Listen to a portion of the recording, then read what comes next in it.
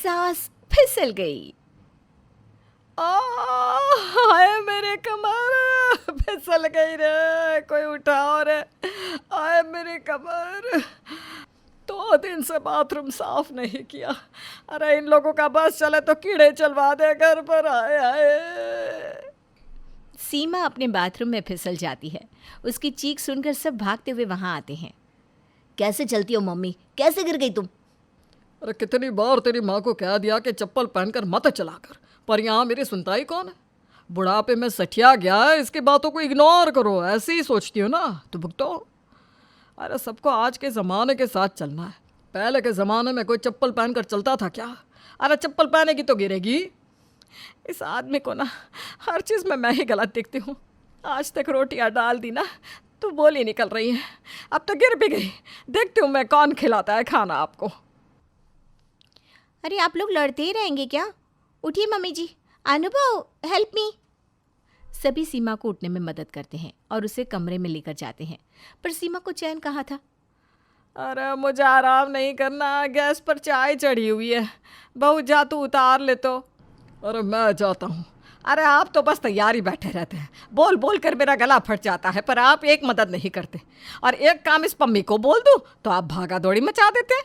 अरे ये काम नहीं सीखेगी तो बाद में इसे ही भारी पड़ेगा ना, मुझे नहीं।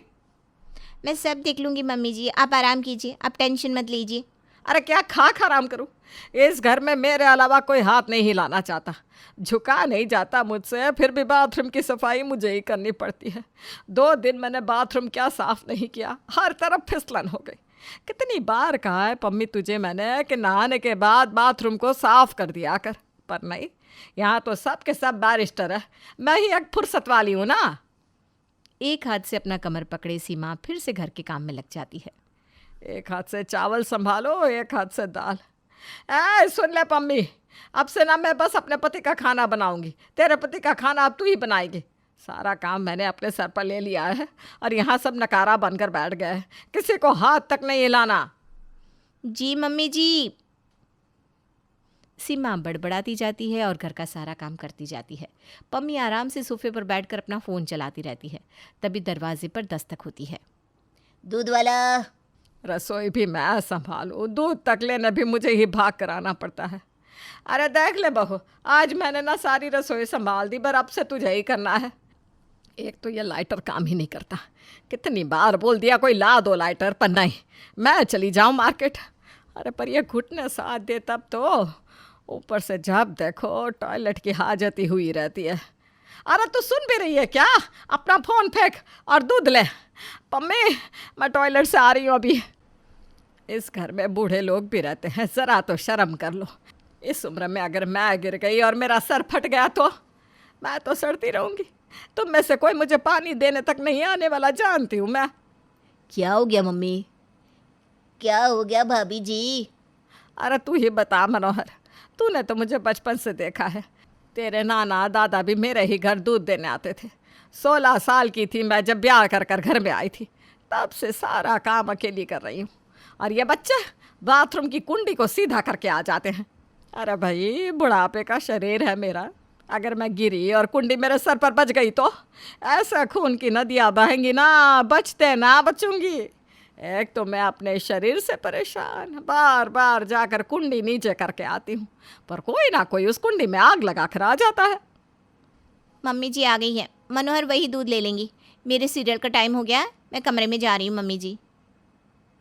पम्मी पम्मी, सास गिर गई, पर पम्मी अब भी कहाँ बाथरूम साफ करने वाली थी। अगली सुबह पम्मी नहाने जाती है। सुन बहू, तू सर धोने जा रही है ना, तो आज बाथरूम साफ कर लेना। आज तो ऐसे ही करने वाली थी मैं मम्मी जी। पम्मी नहा कर आती है। उसके बाद सीमा बाथरूम में जाती है। ये बाथरूम है कि स्विमिंग पूल? बाथरूम का पानी तक नहीं निकाला तूने बहू?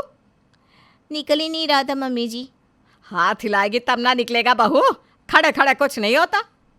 सीमा अपनी साड़ी ऊपर कर बाथरूम में जाती है और पाइप में पम्मी के फंसे बालों को देखती है। उन बालों के गुच्छों को उठाकर सीमा बाहर आती है। देख, ये तेरे बालों के कारण ही बाथरूम स्विमिंग पूल बना हुआ था। अच्छा, ओ। हद हो गई बहू, सही में ना तुम लोगों को ज़रा भी फर्क नहीं है। गुस्से में सीमा नहाने जाती है और फिर से सीमा बाथरूम के फिसलन के कारण फिसल जाती है। पर अब तो ये पम्मी के लिए रोज़ की बात हो गई थी। सीमा उठकर बाहर आती है। अरे देख, फिर गिर गई मैं। ओहो, अच्छा मैं ना अभी बालों को सुखाकर बाथरूम साफ कर देती हूँ मम्मी जी। पर अब पानी सीमा के सर से ऊपर जा चुका था। ऐसे तो ये लोग समझने वाले हैं नहीं। इनको कहूँगी तो ये तो पम्मी की ही साइड लेंगे। अब मुझे ही कुछ करना होगा। मम्मी जी की बात तो नहीं सुनी, पर मम्मी की बात तो ज़रूर सुनेगी पम्मी। और इस बार सीमा कुछ अलग करते हुए अपनी समधन को फ़ोन लगाती है। कितने दिन हो गए समधन जी आपसे मिले हैं? सिर्फ फ़ोन पर ही हाल चाल पूछेंगी आप कि कभी हमारे घर पधार कर हमें खातिरदारी करने का मौका भी देंगी। इतनी प्यारी बेटी आपने हमें दी है, कभी कभी हमें भी आपके लिए कुछ करने का मौका दीजिए। ज़रूर ज़रूर सीमा जी, मैं ज़रूर आपसे मिलने आऊँगी। आऊँगी क्या? अरे मैं तो कहती हूँ आप कल ही हमारे घर आ जाइए। अगले महीने पम्मी का बर्थडे भी है तो यहीं सेलिब्रेट कर लिया जाएगा, है? इसी बहाने माँ बेटी भी मिल लेंगी। समझ लीजिए ये पम्मी के लिए मेरी तरफ से सरप्राइज़ है। ठीक है, तो कल सुबह ठीक 10 बजे आपका सरप्राइज़ आपकी बहू के पास पहुंच जाएगा समधन जी। और बिल्कुल वही होता है जो सीमा चाहती थी। सीमा का आग्रह देखकर शुभा उसके घर पहुंच जाती है। अपनी माँ को अपने ससुराल में देखकर पम्मी बहुत खुश होती है और खुशी से उछलने लगती है। I can't believe this. अपने घर से पड़ोसी के घर भी न जाने वाली मेरी मम्मी मेरे ससुराल आ गई। इससे ज़्यादा खुश तो मैं कभी हो ही नहीं सकती थी मम्मी। अपने घर का सारा काम अपनी सास पर छोड़ देने वाली पम्मी अपनी माँ को देखते ही खुद रसोई में जाकर चाय और नाश्ता बनाकर ले आती है। सच सच बताइएगा सीमा जी, पम्मी आप लोगों को ज़्यादा परेशान तो नहीं करती ना? अरे बिल्कुल नहीं शोभा जी, मुझे तो लगता ही नहीं कि पम्मी मेरी बहू है। बिल्कुल बेटियों सा व्यवहार करती है पम्मी हम सबसे। सबे मिलकर नाश्ता करते हैं। पम्मी अपनी माँ के साथ बातें कर रही होती है, तभी शुभा कहती है, बेटा ज़रा बाथरूम दिखाना तो मुझे। घर की साफ़ सफाई तो आपने क्या ही देखी है समधन जी। ये साफ़ सफाई वैसे कुछ खास नहीं है, क्योंकि घर की सफाई तो मैं कर देती हूँ। कमर में दर्द होने के कारण मैं झुककर आजकल ना बाथरूम साफ़ नहीं कर पा रही हूँ, इसलिए बाथरूम तो खास करके पम्मी ने ही आज साफ़ किया है। जाकर ज़रूर देखिएगा आप। शोभा जैसे ही बाथरूम यूज़ करने जाती है उसका पैर फिसल जाता है और वो धड़ाम से नीचे गिर जाती है। हाय मेरी कमर! शोभा के गिरने की आवाज़ सुनकर सभी भागते हुए बाथरूम में जाते हैं। अपनी माँ को फर्श पर गिरा देखकर पम्मी घबरा जाती है। ओ गॉड मम्मी, मैं अभी डॉक्टर को फ़ोन लगाती हूँ। उठिए मम्मी, हाथ दीजिए। ये क्या बाथरूम की सफाई की है तूने? आय पम्मी, इतनी मोटी परत काई की, इतनी फिसलन। अरे अच्छे से अच्छा आदमी फिसल कर गिर जाए। वो तो अच्छा है कि मैं सर के बल नहीं गिरी, वरना जाने क्या हो जाता। अरे तुम लोग कैसे यूज़ करती हो ऐसे बाथरूम को? अपनी माँ की बात सुनकर पम्मी को अपनी सास के शब्द याद आते हैं। अच्छा, बाथरूम में काई है? पर यही बात जब मैं पम्मी को कहती थी तो पम्मी को तो बाथरूम में कभी कोई गंदगी दिखाई नहीं देती थी। फिर मुझे लगा मैं ही कुछ गलत देख रही हूँ, है ना पम्मी? जी वो ये सब तुम्हारी सास क्या कह रही है पम्मी? मतलब तुम काम चोरी करती हो? ये संस्कार दिए हैं मैंने तुम्हें? अरे तुम्हारी सास कोई 20-30 साल की नहीं है। जिस उम्र की मैं हूँ ना, उस उम्र की तुम्हारी सास भी है। उल्टा सीमा जी मुझसे 5 साल उम्र में बड़ी है। अरे कितनी तकलीफ़ होती होगी उन्हें। किसी दिन उनका पैर फिसल गया तो क्या होगा? अरे तुम्हारा ही पैर फिसल गया तो? भगवान ना करे अगर अनुभव का पैर फिसल गया तो क्या होगा बेटा? मेरा तो नहीं मम्मी, पर मम्मी जी का ना रोज ही पैर फिसल जाता है। पर वैसी कोई बड़ी चोट नहीं आई अब तक? क्या सही में सीमा जी?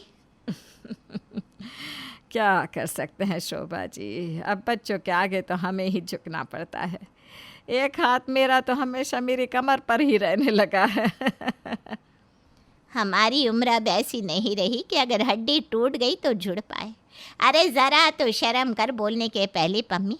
आज से तू कभी मुझे मम्मी नहीं कहेगी। मैं जा रही हूँ इस घर से, तू मेरी बेटी नहीं। ये कहकर शोभा पम्मी के ससुराल से बाहर निकलने लगती है। अपनी माँ को इस हालत में अपने घर से जाता देख पम्मी फूट फूट कर रोने लगती है। अरे आप क्यों रो रही है? अपनी माँ का दर्द तुझसे सहा नहीं जाता और अपनी सास पर तुझे दया नहीं आई? मुझसे बहुत बड़ी गलती हो गई मम्मी। मम्मी जी तो घर का सारा काम करती है, उसके बाद बाथरूम तक उन्हीं को साफ करना पड़ता है। कई बार उन्होंने मुझे बाथरूम साफ करने को कहा, मैं हमेशा लास्ट में ना कर आती हूँ और बाथरूम वैसा ही छोड़ देती हूँ। आज भी मैंने सुबह उन्हें झूठ कहा कि मैंने बाथरूम साफ कर दिया है, पर बाथरूम साफ नहीं था और तुम गिर गई। मैं सब समझ गई मम्मी, मुझसे बहुत बड़ी गलती हो गई। अब माफ़ी मुझसे नहीं, अपनी सास से मांग। मुझे माफ़ कर दीजिए मम्मी जी। अब मैं क्या कहूँ बहू, तुझे समझ आ गई, इससे ज़्यादा मुझे कुछ नहीं चाहिए। बस अब से बाथरूम साफ रखना बहू। हाँ बहू, आज तो मैं भी तुमसे बड़ा नाराज़ हूँ। तुम्हारी गलती के कारण समधन जी गिर गई। अब बताओ। और सब ज़ोर ज़ोर से हंसने लगते हैं।